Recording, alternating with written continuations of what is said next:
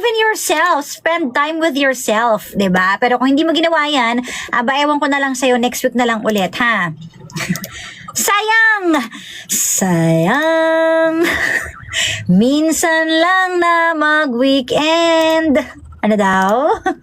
Anyways, happy Monday everybody. Eto na ang ating tanong for Energy Love Lines kung saan pwede kang sumagot. Mag-comment. Ano nga ba ang comment mo? Sa tanong natin for today. Live tayo sa TikTok at live din tayo sa FB. Masasabi mo bang minahal mo yung tao kung ang dali mo lang naman naka-move on? Oh! Taas ang kamay ng mga mabilis mag-move on. At ang taas ang paa sa mga matagal makarecover. Diba? Mas mahirap yan, ha? Pero kung mabilis ka mag-move on, ay good for you. Pero eto na muna, basahin na natin ang inyong mga kasagutan. Yan, sabi dito ni Clariza, hindi naman po sa Tagalang pag-move on ang basihan para masabing minahal mo yung tao o hindi. Minsan kasi, kailangan mo din mag-move on agad, lalo na if yung ex mo masaya na sa iba. Ano ikaw, lugmok pa rin habang siya masaya na? Moving on is a way of loving yourself more. Kasi kapag kinaya mo na mag-move on from pain of the past, meaning you're choosing yourself, your happiness again. Sana all, nabilis talaga mag-move on. Diba? Sabi ni Kaylen Flor Ray, oo naman, kasi bago naman mag-part ways yung mga mag-ex, naibigay naman nila ang lahat, binuhos nila ang pagmamahal, at habang nandun sila sa relasyong yun, kahit na ang toxic na, mas pinili pa rin nilang magtiis. Yun nga lang, doon sila naubos. Kaya, nung official na yung let go, parang mas naging mabilis yung process ng pag-move on. Kasi naubos na habang nasa loob pa nung relasyon. Ang nangyari lang, after lumaya, parang nakalaya din yung puso at mabilis itong naka-move on. Uy, may point ka dyan, ha? I like your comment. Diba? Minsan kasi kaya nakaka-move on agad kasi nga, habang nasa relasyon, tinatry na mag-move on ng iba. Habang toxic, tinatry niya na mag-move on. Nagiging ano lang, kumbaga, nagkakaroon lang ng period talaga kapag nag-usap na kayo, o tama na, yun na yun. Sabi naman ni Emmanuel, siguro nakadepende po kasi if okay naman kayo and bigla ang may unexpected na pangyayari, tas perfect naman, kumbaga ideal yung relationship na meron kayo, tapos may pangyayari na hindi inaasahan, doon po siguro yung matagal na mag-move on. Pero if sa araw na kayo pa, pero puro pasakit naman ang binibigay sa'yo, siguro okay lang naman, hindi yun kabastusan sa kanya. Since alam niya na sa sarili niya na halos puro pasakit lang yung binibigay niya sa'yo, deserve mong makakalimutan yon, sabi ni Emmanuel. Sabi naman ni Darwin, hindi. Parang memory card lang sa cellphone. Binubura yung mga moments na naging kayo pa. So ibig sabihin hindi mo minahal kapag ang bilis mag-move on, ganon. Sabi naman ni Shirley, minahal ko talaga. Balde ang niluha ko. Grabe naman sa balde! Oy, marami makaka-relate dyan. Yung niluha talaga lahat para sa jowa, diba? Sabay-sabing, ibalik mo yung 4 years ng buhay ko. Aray, ang sakit nito. Ibalik mo yung 4 years ng buhay ko na nasayang dahil sa'yo. Tapos cut lahat, pati lugar, change, same friends. OMG! Totoo to, ah. Nako, kung pwede mo lang sabihin dun sa taong nanakit mo na ibalik mo yung oras na ginugol ko sa'yo. Lahat ng nasayang na oras, pakibalik. Kaso ang oras ay hindi na babalik. Marlene Pineda, siguro kung nakapartner mo salbahe, madali ka talaga makaka-move on. Pero kung mabait yung partner mo at ilang years kayo, mahirap maka-move on. I agree din dyan.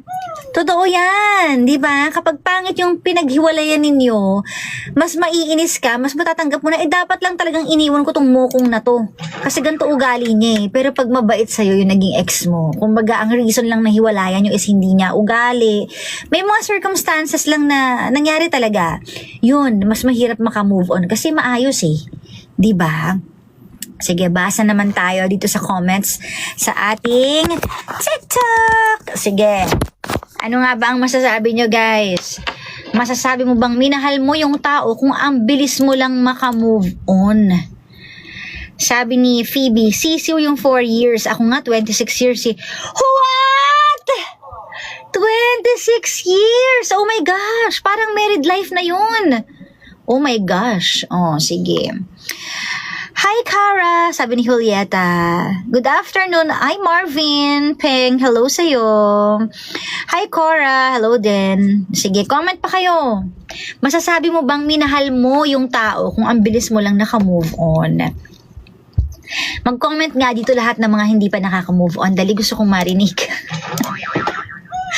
Yung mga hanggang ngayon, hindi pa rin nakaka-move on sa past nila. Or hindi mo makalimutan yung tao. Minsan kaya hindi mo makalimutan yung tao kasi special yung taong yun at walang ginawang masama sa'yo. Ay nako, sana ma-shoutout mo naman ako, sabi ni Maricel. Oh, ayan na. Sabi ni Mami yan, ako ang bilis ko rin naka-move on, may anak kami, 2 years lang kami tumagal. O, depende rin talaga yan sa tao, no? Depende talaga kung paano natapos yung relasyon yung dalawa. Yan. Kung mabilis maka-move on, hindi tunay yung love. Talaga, sabi ni Ate Yoli. Gandang tanghali, DJ Car. O sige, I'll give my opinion naman. Ang tanong again, masasabi mo bang minahal mo yung tao kung ang bilis mo lang naka-move on? Well, in my own experience, wow! Pwede na mag-share.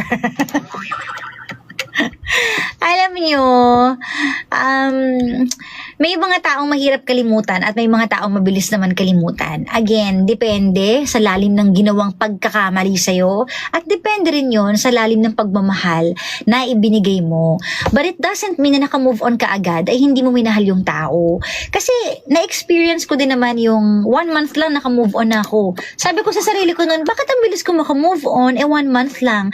Pero kasi dun sa 1 month na yun, araw-araw naman kasi yung pag-iyak ko. Ewan ko na lang kung hindi pa maubos yung luha ko. So, diba, you can never judge talaga eh. But it doesn't mean hindi ko minahal yung tao. Minahal mo, pero it's just that natapos ka na sa era ninyong dalawa. Tinanggap mo na and there is acceptance. Kasi mas mabilis makausad kapag tanggap mo na hindi talaga kayo pwede eh. Diba? Kahit anong gawin, hindi talaga kayo pwede. May acceptance. So, yun. So, it doesn't mean na hindi mo minahal yung tao. Sadyang may mga ganun lang na tao na ang swerte mo kung ang bilis mo naka-move on sa kanya. Dapat nga ganun, diba? Kaso, dapat nga hindi pa hindi, charot lang. Diba? Pero, ganun talaga yun eh. So, wala, hindi pwedeng i-judge yun sa hindi mo mahal o mahal mo yung tao, 'di ba? Pag nakausad ka agad-agad. Kasi habang nasa relasyon naman kayo, hindi mo naman din iniisip na maghihiwalay kayo. Syempre, habang kayo nagmamahalan talaga kayo, 'di ba? Iniisip mo siya na yung forever mo. Tsaka syempre, gusto mo na iparamdam mo mahal mo ako. Ayoko na. Dapat talaga iparamdam mo yung pagmamahal. Di ba? Paramdam mo. Ngayon, pag naiparamdam mo na, ginawa mo na lahat, tapos sinayang, anong iisipin mo ngayon? Kailangan ko accept to kasi ginawa ko na lahat pinaramdam ko na sa kanya. Pero wala. So ibig sabihin, mas madali yung acceptance mo kasi nagawa mo na lahat. So kapag accepted mo na yung fact na hindi na talaga pwede, dun papasok yung okay, mag-move forward na ako. Hindi mo na mamamalayan, 'di ba? Dahil tinanggap mo na siya, hindi mo na mamalayan na parang nakakausad na ako unti-unti parang hindi ko na siya naiisip nakalimutan ko na. 'Di ba? So anong lesson? Iparamdam mo. Charot lang. Seriously speaking and kidding aside, totoo yun. Diba? Swerte kung mabilis kang makaka-move on. Pero kung hindi, may something tong taong to, kaya nahirapan ka. Or alam mo sa sarili mo na hindi nyo naman choice parehong maghiwalay ka. So, diba, may mga circumstances lang talaga na pinaglayo kayo. So, wala kang magagawa. Mahirapan ka talaga mag-move on. At ito ang pinakamabigat. Yung hindi ka agad makaka-move on sa taong to kasi hindi naman kayo nagkaroon ng formal breakup. Isa pang example yan. Diba, pag hindi kayo nakapagpaalam sa bawat isa, parang hindi nyo natapos yung yugto na meron kayo Natapos lang ng ganun na hindi na kayo nag-usap, na ganyan. Yun. So, parang ang hirap umusad. Pero kapag ganun yung sitwasyon, syempre kailangan mo pa rin kailangan mo pa rin tanggapin na sa sarili mo. Lalo na kung 2 years na kayong di nag-uusap. Ano nga naman umasa ka pa? Diba? Sasabihin mo na lang, patawad po!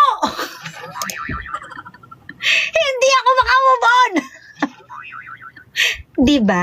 Pero totoo yun. Yun lang yung sinasabi ko mas mahirap kapag walang formal breakup. Pero sometimes, kapag pumasok naman yung acceptance, magsusunod-sunod na yan. So, acceptance is the key in any breakups. Alright? Sabi yung Ash, ikaw ba yan? Hindi ako to! Para may saya pa May din. pinanood kami nito, yung nag-meet lang sila, travel. Tapos magkaibigan sila, tapos hindi sila magka-jowa-jowa. Para silang love Rosie. Ah, okay. Ano yan? Ang ganda Yung nun. sa aeroplano, yung ano sa title? Wait lang. Title. Girl, ang ganda. K-drama? Hindi, movie lang siya. lang. Tapos Movie. relate ka, travel sila ng travel. Oh. Oo. Ay, alam mo, nangyari sa akin sa totoong buhay, yung na-meet ko sa aeroplano. Sino yan? Guys, wag kayong chismis, tapos na to. Tapos na to. Broken hearted ako noon. Dati pa to, broken hearted ako. Ngayon, kaya ako nag-abroad. Kasi pag broken ako, parang gusto ko lumayo. So, punta ako na Malaysia.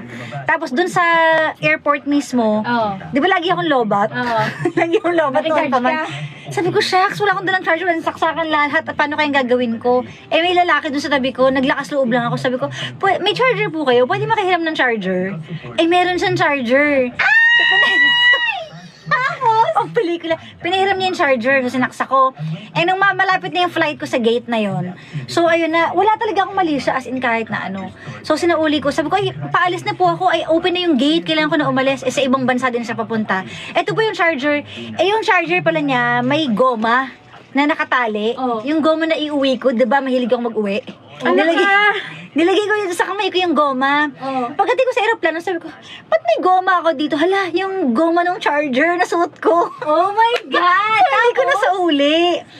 Tapos Sa teka isang lang. aeroplano lang kayo? Hindi, magkaibang bansa. Okay. Tapos, tinanong niya pala, bago ko isa una nagmamadali ako, sabi niya, pwede mo kuha yung yung, hindi ko alam kung number ba? YM. O FB. Basta number. Grabe Sobrang luma naman, girl. Sobrang tagal na no. Ano yata yun? Number yata.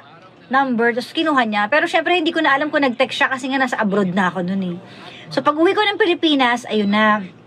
Nagparamdam. Sabi niya, naiuwi mo pala yung goma ng charger ko. Oh my God! Tapos? Tapos, sabi ko, hala, oo, sorry, oo nga, naiuwi ko, pasensya na. Tapos, nagpakilala siya, tapos nakipag-meet siya. Oh? Mga chismosa. Okay, na-mute ko na. Hindi na alam mo kasunod. Then, nakipag-meet siya, tapos, siya, parang nagparamdam na ganyan. So, na ikaunang meet, na ako nun, single na ako nun kasi nga broken ako nun nakipag-meet siya. Okay naman siya. Oh. Pero nung pangalawang meet na namin, nag-umamin siya. Na? Sabi niya, gusto kita. Oo. Tapos sabi niya, Pero? gusto kitang ligawan talaga. Gusto niya i-formalize, ganyan-ganyan. Pero may dapat kang malaman. Oh, may anak siya. Hulaan niyo. May anak siya, may asawa siya. May asawa siya. Oh, di ba? Nung sinabi pala niya yun, I'm married. Sabi ko, oh, no. Okay, sabi ko, sorry, pero binasted ko. Agad, sabi ko, sorry, pero ayokong pumatol sa may asawa na. So, ayun na, mula nun. So, wala na, tapos yung kwento. Tapos na! Sa aeroplano. Marami talagang pwede mangyari sa airplane.